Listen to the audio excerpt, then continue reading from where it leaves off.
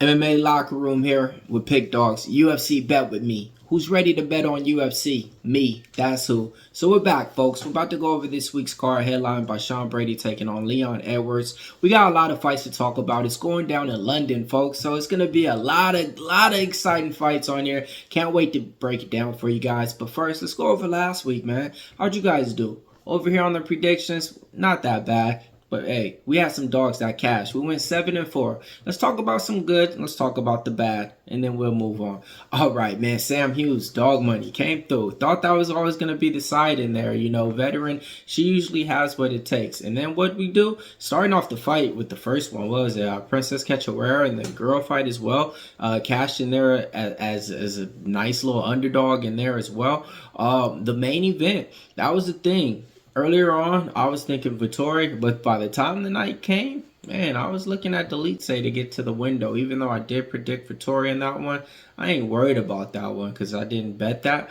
You know, some other good things that we had. We did have Kevin Vallejo to win by TKO. We did have the under in that fight, and it was plus money. We had the over 2.5 in that Andre Lima fight. It just got there as well. You know, we had a few parlays, but hey, man, also, man, we did have some stuff that didn't get us paid. But it ain't about last week or yesterday. It's about what we're going to do today to get us paid. All right, man. UFC bet with me. The first fight of the night. Kutateladze is taking on Fernandes. In this one, Kutateladze is a big favorite. And the reason why, it's warranted. -4-1 on the books, okay? I think he's going to be able to go out there and get the takedowns and probably win by a decision. But in this one, this is nothing that I'm betting on. I don't see value in either sides in there. So the first fight of the night is something I'm going to be moving on. But the pick's definitely going to be the favorite in this one. Next fight taking place, man. We got a good one, man. This is a rematch, too. These guys fought on the amateur scene way back in the day. And when these countries meet up, they really got beef. Loughran taking on Nathan Fletcher. Both these guys got kind of identical records. Loughran 9-2, Fletcher 9-1. All right, let's talk about the odds in this one. Kind of a pick 'em if you ask me, okay? You have Nathan Fletcher. I want to say he's around a -25. The comeback on Loughran is like a +110 right now.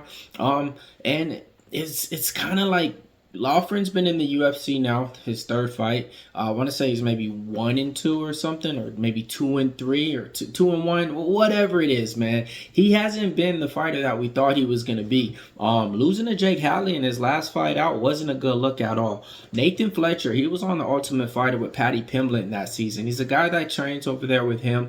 He's good at wrestling. He's good at grappling. But let's talk about the first matchup. It went to the distance and they were in the amateur scenes. The thing that took him out of it was Loughran was getting him on the feet, striking him up. It wasn't even close, right? But Nathan Fletcher was going for those takedowns. Loughran was able to reverse him a couple of times, but every single time he did, Nathan Fletcher would still end up on top. He won, I want to say all 3 rounds, I thought the fight was a little bit closer than that. In here, I like Fletcher to get it done, man.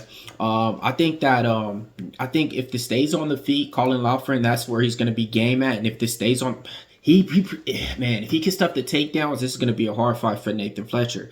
But I just see Nathan Fletcher as being relentless with the takedowns and stuff like that, and just you know, getting it done out there in London. All right, man. Next fight taking place. Tomar taking on Bannon. All right, so in this one, and we got Bannon. That's a fighter that they really want to win, because there's no reason why she should be the favorite in any fight, man. She's taking on Tomar. Tomar, she used to fight in one championship.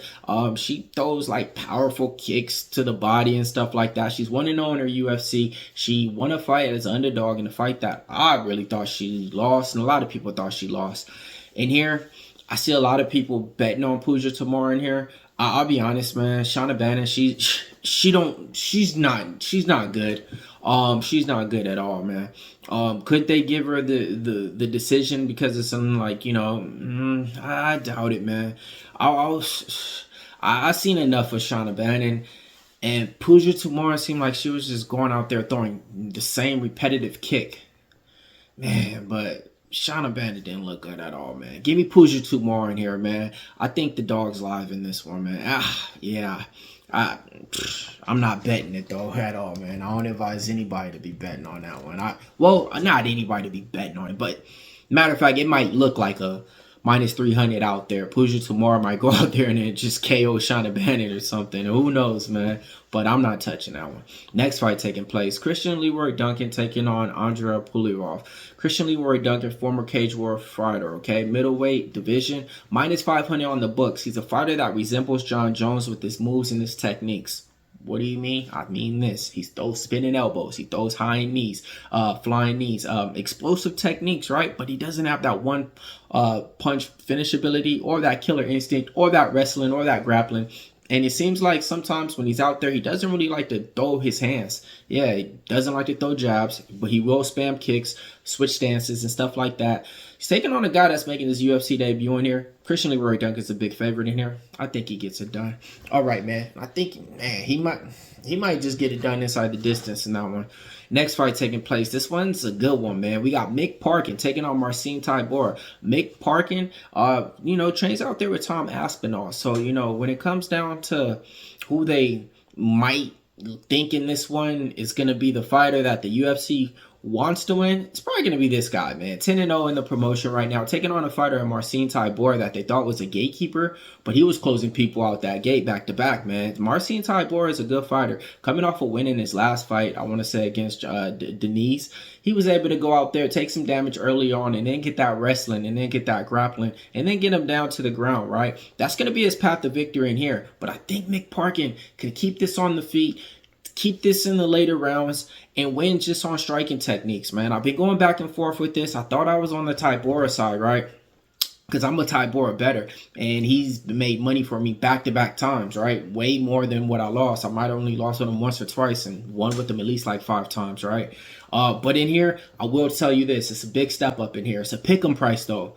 So, man, I just got to go with the younger fighter in here a little bit. I'm kind of going against the guys that I usually bet with and back with.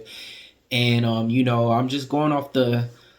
I'm going off Marcin Tybura getting older, getting slower, and Parkin, being the faster fighter out there and, using that jab out there and using that boxing out there. And any fighter that does that with Tybura is going to present problems. But Tybura get you down to the ground, and he's going to take that damage. He's going to take that punishment just to get in close, just to get you down to the ground, man. It's a pick'em price, and you see which way I'm leaning, man. I'm talking about...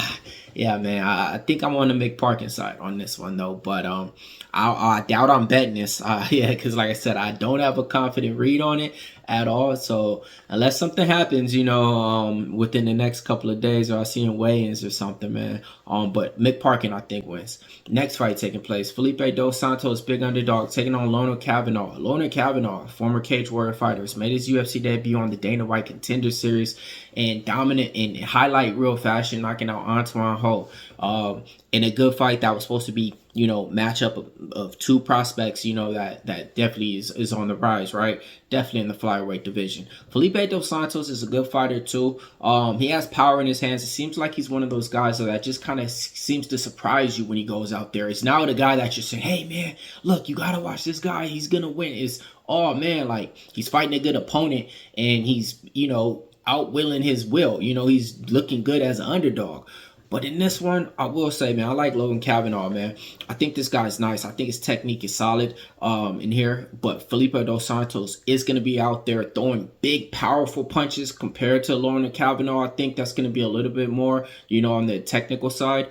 I like Loughran Kavanagh a lot. I think this guy's going to be nice in this division as well. And I think he gets his hand raised out there in London.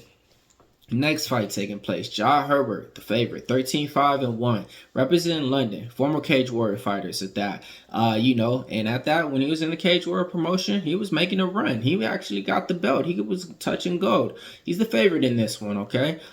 Slight favorite at that, -110, -120, I want to say on some books.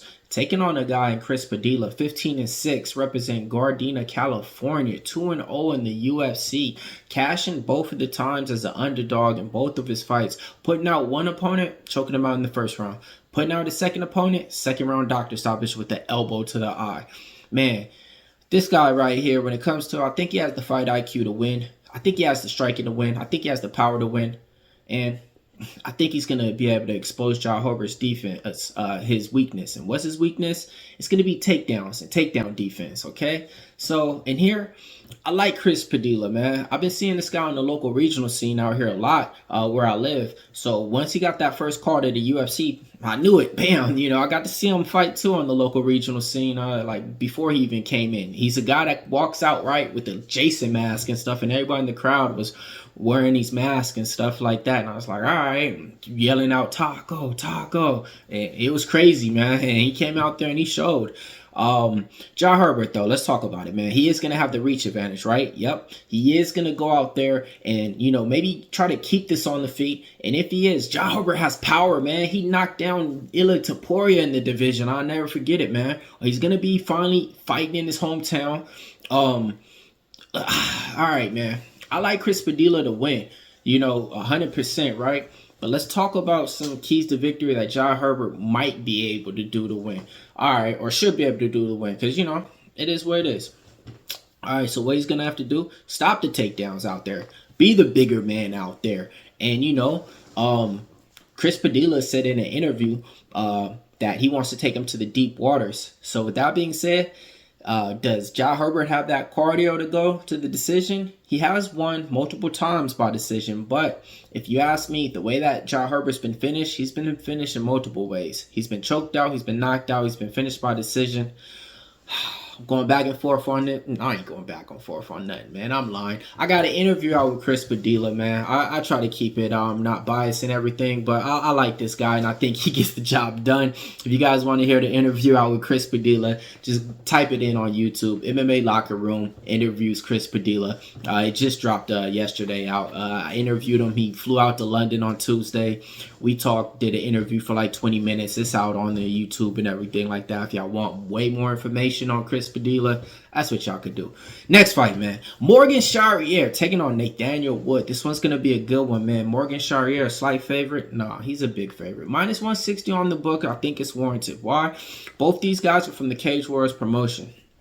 But Morgan Charriere just has that it factor about him, man. He's the guy that wears the pirate mask. He goes by the last pirate and stuff. He has a big following. I've been knowing about this guy from the Cage Warriors scene from like 4.5, 5 years from now. You know, a long time to finally get here, but he's here now. And he's taking on a good fighter, Nathaniel Wood. But I think Nathaniel Wood's too small for this division, man. You know, he stepped up now at this division at featherweight, and to me, he should have stayed in the division that he was in because he was doing good. And here he's going to be the faster fighter, I do believe. He's going to be the more, you know, explosive striker. But when it comes down to it, Morgan Charriere has this body kick that he throws out there. And he has that finish ability out there too. But sometimes in fights, he can leave you wanting more as a fighter. And Nathaniel Wood, I think he's going to step on the gas pace in there. I think this line's off, all right? I think Morgan Charriere should be like a minus 130, man. But in here, I do think Morgan Charriere gets the job done. Last pirate in this one. All right, man. Smash the like button for me one time. You know, hit the comments up for us for one time. You know, MMA is a sport that we bet on, and hey, you don't gotta bet on every fight. Sometimes you just gotta watch it and, you know, enjoy it. You know, that's the best things in life. UFC Cage Warriors scene. Who do we got? Jordan Vucenic made his UFC debut last time out on short notice against Kutateladze in that fight. He's the Cage Warrior fighter that actually has wins over, you know, some of the guys on the promotion that we're actually talking about too on here. Chris Duncan is his opponent. But Jordan Vucenic is like a big favorite in here. Overall, Chris Duncan was able to get the win in his last time out. I like this guy, Chris Duncan, man. He goes by the name, I think, The Problem or something like that. He trains over there at American Top Team. He has solid wrestling. He can go for takedowns when he wants as well. His submission skills are there. Jordan Vucenic's submission skills are there. This line is way off, folks. So I like both these fighters, and I've been watching these guys for a while now. But this line is off. He shouldn't be a minus 3-1 favorite. Not at all. But I do think Jordan Vucenic does get the job done. But I'm going to also tell you like this. If you guys are looking for a live underdog, Chris Duncan is him. Like, this is something I can't bet at all. This line is so way. So, man, the value is going to be on Chris Duncan 100%. But yeah, man. What do you guys think, man? I know you guys probably don't know about some of these fighters on the Cage Warrior scene, or if you do, let me know, man, because I like to hear your guys' opinions as well, man. All right, man. Next fight taking place. This one just came together on short notice. Molly McCann, 14-7, taking on Alex Thainara. She's 11-1. Made her UFC debut on the Dana White Contender Series. Man, she had like 111 strikes landed, 3 takedowns on her opponent. But she took this fight on short notice, and she's like a -175, -195 favorite right now. Molly McCann on the other side, there's no way. She opened up, I want to say, a favorite on this one, and that line flipped soon as the line came out. I like Thainara in here. I think she gets it done. I've been fading Molly McCann for like 2.5 years now, man, and it's been profitable. She is going to have the hometown crowd in her backyard, though. She does go out there. In that first round, she's live, okay? So let's speak about it. This is what you could do. You could bet Molly McCann to win in the first round. If she don't win in that first round, it's a wrap. It's a wrap. And she might lose after that and just put them gloves in the mat. Like, that's what I think, man. But yeah, man, I'm a big fan of Molly McCann, though. Got it. I got a little interview out with her too as well. Caught her at like a Bellator event, you know, with Leo McCourt out there, and you know, talked to her about some stuff. But as far as betting her and everything like that, nah, man. Not in this economy. All right, man. Next fight taking place. Gunnar Nelson. Remember him? Of course you do. 19-5-1. Taking on Kevin Holland. Yeah, Kevin Holland. The guy that just fought like literally 2 months ago. He's fighting now. But he's fighting at welterweight in here. Let's talk about the odds. The odds got Gunnar Nelson as the favorite in here. Seems like this guy only fights when he wants to. And when he wants to, that's him going to be like usually out here in his hometown or something like that. So he's going to have the hometown crowd out here, you know, compared to like Kevin Holland getting flown out. One thing I was hearing about, though, before I talk about the prediction and everything, Gunnar Nelson mentioned something like, hey, I don't go out there saying this could be my last fight, but if this is my last fight, sound like retirement thoughts already, right? Okay. But he's a guy that goes out there, karate type of stance, you know, but he's going to go out there. His path to victory in there is to get Kevin Holland down to the ground, because Kevin Holland can't stop a takedown for anything. But at welterweight, Kevin Holland's a lot better than he is at that middleweight division, man. I like Kevin Holland in this fight. Yeah, and I like where his mind is at in this fight as well. I'll be honest, man. He's a black belt in jiu-jitsu. Doesn't display it a lot. He's gonna have the reach advantage in here. He's gonna have the power advantage in here. But if he gets taken down, it's just gonna be, man, it's not gonna be a good scene, because he doesn't really try to get up at all. That's the thing. He just literally lays there. But in here, I think he's gonna yeah, man, I gotta go. Yeah, so let's talk about it. Well, who are you guys taking out there, Gunnar Nelson or Kevin Holland, man? I get it. A lot of people are mad at Kevin Holland, the way that he fights sometimes. The fight IQ is not there, 100%. We all know that. A lot of fighters that fight, their fight IQ ain't there. I ain't blaming them for that. His last fight out against De Ridder, we had De Ridder in here. Earlier on, I used to always bet Kevin Holland when he was coming up, and, you know, it was profitable as a big favorite, you know, back in the day and stuff. Lately, it would be back and forth. Depending on who opponent is, I would switch. You know, and in this one, I thought Gunnar Nelson, right when it came out, yeah, I'm doing it right. Like, it's the automatic bet of the century. And, man, he can go out there and, you know, get Jacare Souza or something by Kevin Holland. You know, remember the way Kevin Holland knocked him out? Just look it up if you don't. So I got to go with the Trailblazer, man. I've been watching this guy on the local regional scene too before he even came into UFC. So I ain't going back to that story or nothing like that. But, like, yeah, man, like, I think he's going to go out there and put a showcase on, man. He know he's been getting L's and L's back to back like he Cool J in the UFC. And he ain't trying to do that in this one, man. He trying to put them dubs in the chat. So I think Kevin Holland gets the win in this one, man. Co-main event time. Carlos Ulberg, 11-1, talented kickboxer, man. He's taking on young Blachowicz, 29-10 with 1 draw. You know, former champion and stuff like that.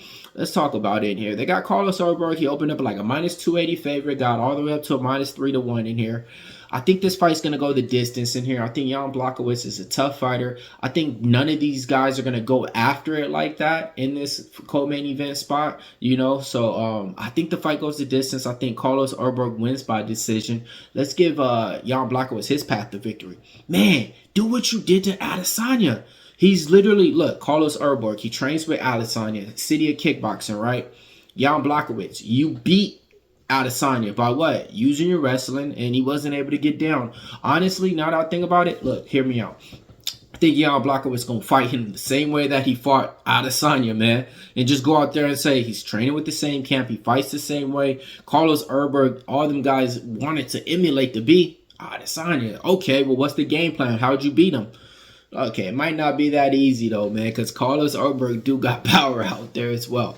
I like Carlos Ulberg to get it done, but for all you guys Jan Blachowicz backers out there, that's the script right there, right? Do the same thing you just did. Hey, I ain't mad at it.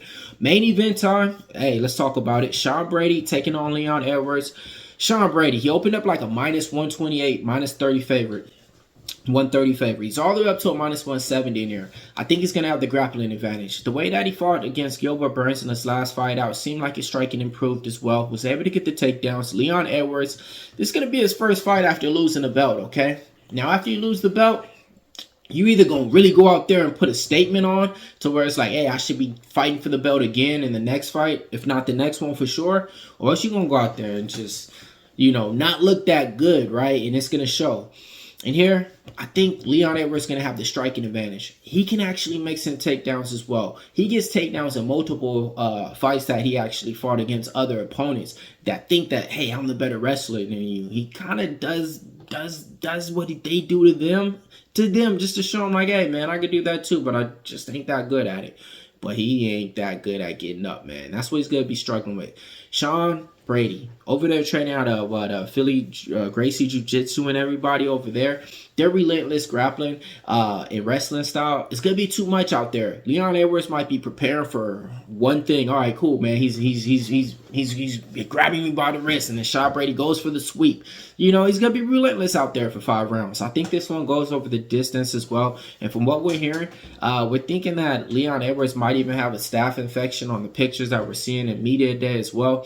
But that don't matter, man, to me, because I've seen plenty of fighters win with staph infection, so they need to throw that narrative out the window.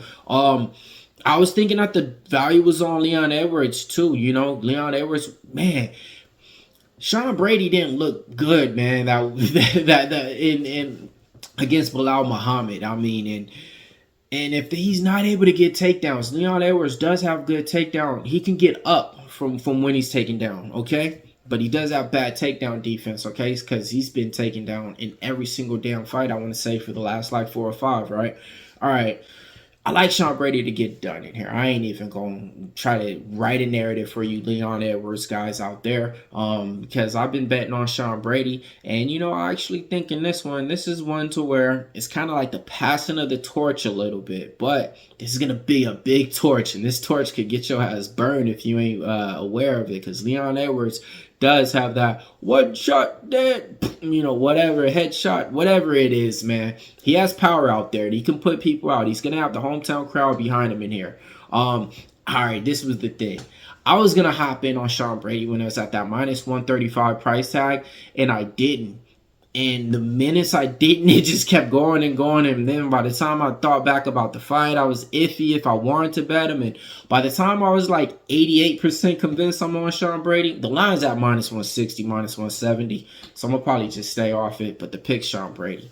All right, folks, we got through it all, man. UFC bet with me. All right, shout out to everybody watching this right here. If you guys are having a good week out there, March Madness just started, all right? So let's give you a March Madness Final Four MMA parlay. Oh, all right, cool. I like the way that sound. All right, man. So with that being said, we're going to Kavanagh. We're going with Duncan. We're going with Kutateladze. Man, I just need one more now to make it 4. And we're going with Ulberg. Yeah.